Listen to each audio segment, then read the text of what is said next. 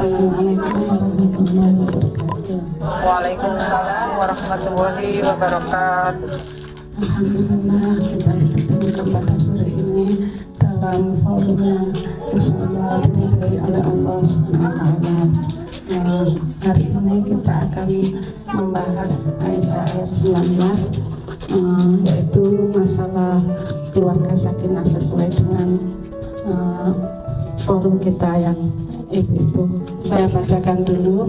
Hai orang-orang yang beriman, tidak halal bagimu mempusakai wanita dengan jalan paksa, dan janganlah kamu menyusahkan mereka karena hendak mengambil kembali sebagian dari apa yang telah kamu berikan kepadanya, terkecuali bila mereka melakukan pekerjaan keji yang nyata, dan bergaullah dengan mereka secara patut. Kemudian bila kamu tidak menyukai mereka, maka bersabarlah, karena mungkin kamu tidak menyukai sesuatu padahal Allah menjadikan padanya kebaikan yang banyak.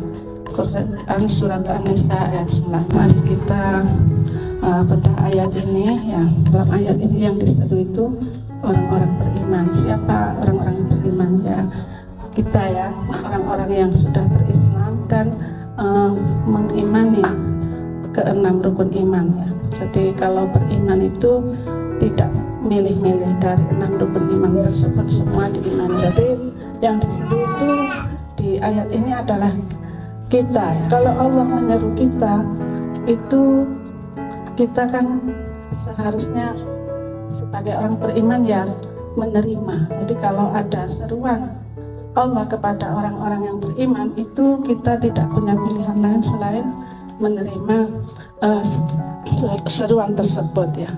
Apapun yang Allah firmankan, apapun yang Allah suruh, baik itu kita suka maupun tidak suka, itu kita harus patuh ya. Tidak boleh kita itu memilih selain apa yang disuruh Allah tersebut. Jadi tidak boleh misalnya suruh berpuasa ya gitu ya, terus kita memilih terus nanti saya tidak di Ramadan, saya puasa di lain hari misalnya, atau saya saya tak banyaki infak saja, saya tak puasa, saya gantikan ya, itu tidak boleh. Pokoknya kalau Allah itu ngomong wajib berpuasa di bulan Ramadan, ya kita wajib berpuasa gitu ya. Kalau kita wajib taat syariatnya, jadi semua seruan-seruan Allah di Al-Quran itu kita juga wajib semua mentaati. Masuklah ke dalam Islam secara kafah. Jadi tidak boleh kita itu mendahulukan selain seruan Allah di kehidupan kita. Kenapa ini dibahas ya? Karena sekarang itu banyak umat Islam itu tidak memilih seruan Allah, tapi mungkin tanpa disadari ya. Jadi misalnya Allah itu menyuruh mempelajari Islam kafah ya. Nah itu sekarang ada juga yang misalnya jangan teman-teman belajar agama gitu ya.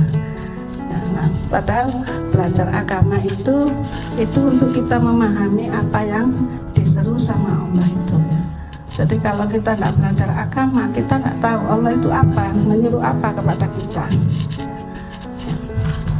Saran satu-satunya yaitu kita harus belajar agama. Makanya belajar agama itu sesuatu yang wajib supaya kita mengetahui apa-apa yang diseru sama Allah.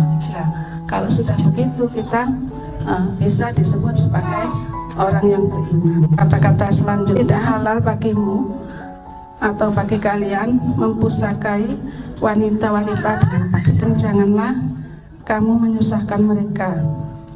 Jadi janganlah kalian mempuasakai wanita-wanita dengan paksa. Di zaman jahiliyah itu ada kebiasaan bahwa istri yang ditinggal mati oleh suaminya, dia itu diwarisi oleh keluarga laki-laki. Bagaimana mewarisinya? Jadi kalau keluarga laki-laki itu suka, ayahnya atau adiknya atau anaknya pria yang meninggal itu mengambil istri tersebut sebagai istri tanpa mahar gitu ya. walaupun si istri tersebut tidak ridho, karena hukum di sistem jahiliyah memang demikian. Padahal kan kalau dalam Islam ya, wanita itu bukan barang ya. Kalau zaman jahiliyah wanita itu disamakan dengan barang, dijadikan dijadikan warisan. Jadi kalau mereka tidak suka terhadap wanita tersebut, itu tidak dinikahi, bisa dikurung sampai mati. Kecuali wanita tersebut mau membayar, menebus dirinya dengan apa yang diberikan suaminya dahulu. Misalnya dia waktu menikah itu dibeli mahar uang emas gitu ya, emas 100 gram. Jadi dia menebus dirinya dengan emas 100 gram. Kalau tidak bisa menebus, ya mereka akan menahan wanita tersebut beserta warisan dari suaminya. Nanti kalau si istri ini meninggal, keluarga laki-laki ini akan mewarisi harta wanita tersebut.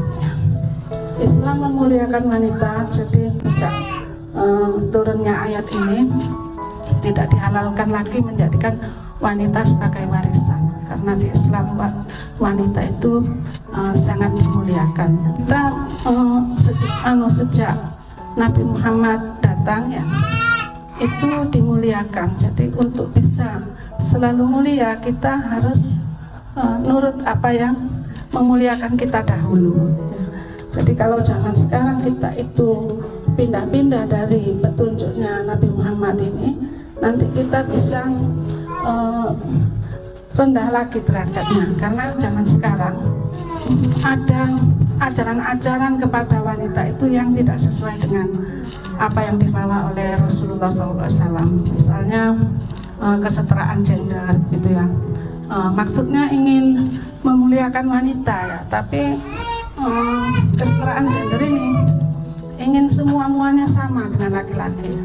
Kalau di barat kesetaraan gender itu sudah sedemikian berhasil, ternyata setelah berhasil para wanita itu tidak bahagia, malah mereka itu merasa tidak dimuliakan gitu ya. Jadi wanita-wanita di barat itu diperlakukan sama seperti laki-laki. Jadi misalnya orang bekerja itu tidak ada keringanan.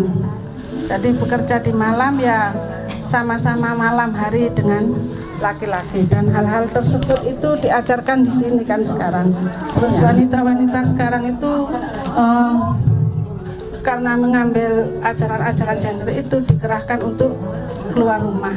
Keluar rumahnya itu yaitu bekerja, kadang-kadang bertukar fungsi dengan suami gitu ya. Kalau kan sekarang kesempatan kerja itu lebih banyak di wanita. Jadi suami istri itu kadang-kadang bersepakat bahwa istri yang bekerja, suami yang di rumah. Ya. Nanti pada satu hari si istri itu tentu tidak merasa dimuliakan, suaminya pun demikian. Jadi nanti istri itu merasa lama-kelamaan tuh merasa diperalat suami ya. Suami merasa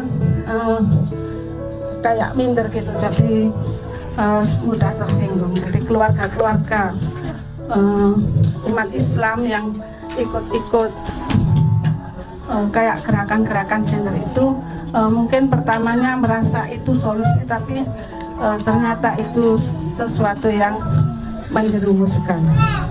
Jadi kalau kita dimuliakan dalam Islam, tetaplah kita berpegang pada Islam. Kalau kita selalu mulia.